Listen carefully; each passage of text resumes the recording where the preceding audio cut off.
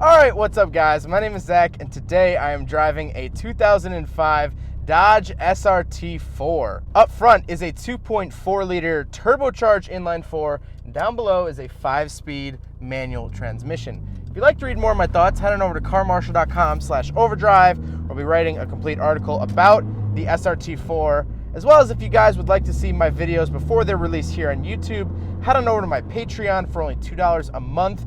You can see all my videos before they're made public, and that link will be in the description below. But let's get back to that 2.4 liter inline 4. Well, thinking back, this has to be one of the largest displacement 4-cylinder turbos that I can think of. RBs are lower displacement, but they're 6 cylinders. And that's kind of interesting.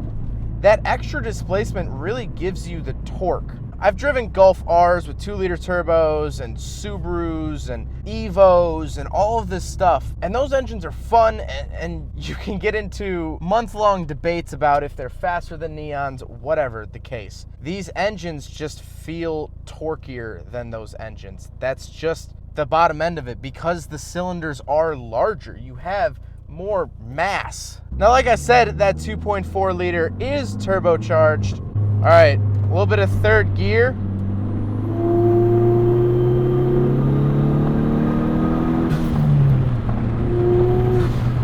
Not bad. You do feel the boost kick in, and it's pretty fun. And you get all the great turbo noises. I love all of the turbo noises, the whooshing that you get from the turbo. This does have a blow-off valve. It all sounds great. It reminds you you're driving something a little special.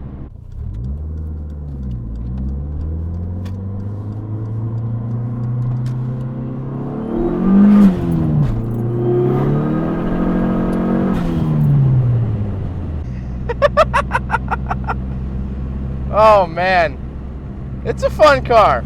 It's a fun car without any shred of a doubt. 5-speed manual transmission, nothing too crazy here, except for the placement of the shifter is sort of down low. It almost feels like an older muscle car, sort of down low, really muscling the gear, but that's fine. And last but not least, the Neon is front wheel drive. Now, let's get into the interior. In front of me, there are 4 gauge pods. To the far left is temperature. Center left is the speedometer. Center right is the tachometer. And to the far right is fuel. I really like how the tachometer says SRT4 because nothing else in the interior really shouts SRT4 or special at me. I like it when I know that I'm driving something special and it tells me that I'm driving something special.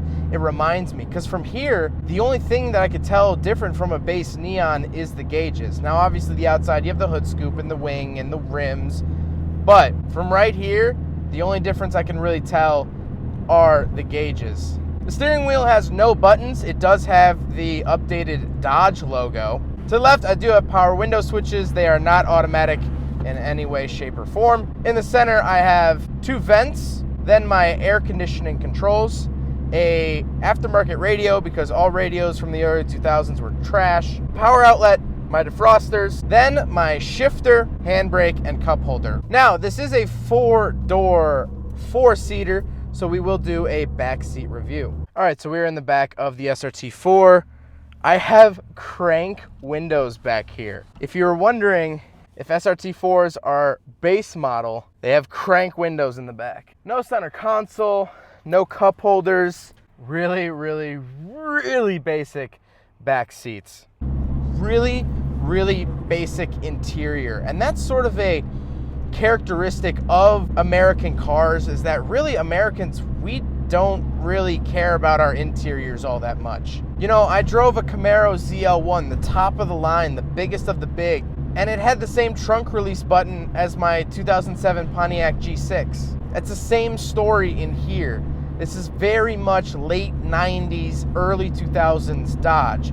And you might be saying, oh, it's a 2005. Shouldn't it be a 2005 Dodge? Yes, it is a 2005 Dodge, but it was designed in the late 90s. The button for the windows, the little icon, I had that same icon in my 1998 Ram I used to have. All the knobs, all of the plasticky knobs, the power outlet cover, it's very early 2000s, late 90s. And so on one hand, yeah, the interior is kind of cheap. It's not special. It is what it is. But on another hand, that kept costs low and kept this car within people's reach. That's why people loved the SRT4 so much, is that they're not super powerful from the factory, but they're not, at least they weren't at the time, super expensive. They weren't out of the arm's reach of the average consumer. If you wanted something fun, a four-door that was quicker than a stock Neon, the SRT4 was within reach. And so now these cars kind of have a cult following. There's a SRT4 cult following. They even actually made an SRT4 Caliber, Dodge Caliber, which if anyone has one of those, please let me know. I'd love to review one. But these cars have become icons because they're so easy to crank up that boost. You can get these things to be very fast cars. But the other thing is that these are weird cars. They're not imports. Dodge is not an import here in America.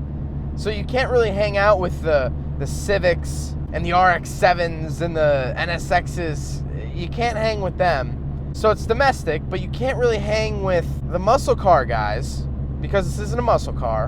And that argument used to be really sound until Ford released the Focus ST here in America.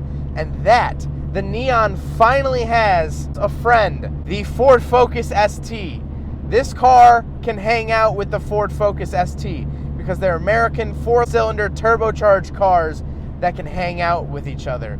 You can park next to a Focus ST at a meet, and you guys can share a camaraderie that no one else can. So yeah, it might have taken, 6 years after the cancellation of the SRT4 for the ST to come to America. SRT4 finally has a friend. Well, I hope you guys enjoyed the video. I hope you guys learned something about the 2005 Dodge Neon SRT4. I'm sorry I keep calling it a Neon. I'm sorry if that makes you mad, but at its core, this thing's a Neon. But hope you guys enjoyed the video. Don't forget to rate the video, comment on the video, and subscribe if you really liked it. Take care, guys.